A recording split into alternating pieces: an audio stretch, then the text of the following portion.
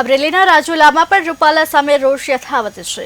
રાજુલા જાફરાબાદ તાલુકાના ક્ષત્રિય સમાજમાં ભારે રોષ જોવા મળી રહ્યો છે।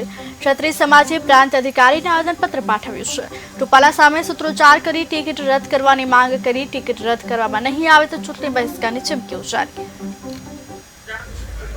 રાજુલા જાફરાબાદના ક્ષત્રિય સમાજ દ્વારા આજે હજારોની સંખ્યામાં કલેક્ટર સાહેબને આવેદનપત્રમાં દેવામાં આવ્યું છે કે જે રાજકોટ લોકસભાના ઉમેદવાર પરસોત્તમ રૂપાલા દ્વારા જે ક્ષત્રિય સમાજની બેનું દીકરીઓ ઉપર જે એમને કોમેન્ટ કરી છે અને અમારી અસ્મિતાને જે ઠેસ પહોંચાડી છે, એના માટે આ પરસોત્તમ રૂપાલાની ટિકિટ રદ થાય અને એને બરખાસ્ત કરે અને એની ઉપર કાયદેસરની કાર્યવાહી થાય। અને જો આ વસ્તુ ક્ષત્રિય સમાજની માગણી છે એ પૂર્ણ ન થાય તો સમસ્ત ભારતમાં 22 કરોડ ક્ષત્રિય સમાજ જે છે તે આમનો ઉગ્ર વિરોધ કરશે।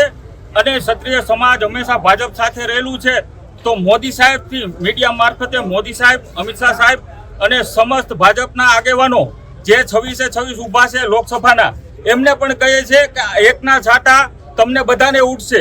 ક્ષત્રિય સમાજ અત્યારે ભાજપ હારે છે। જો એમની ટિકિટ રદ કરવામાં નહીં આવે તો અમે ચૂંટણીનો બહિષ્કાર કરશું અને ઘીના ઠામમાં અમે ઘી પાડી દેશું। અમે ક્ષત્રિય છીએ, અમે તલવાર મૂકી છે, ચલાવતા નથી ભૂલ્યા, એટલામાં બધું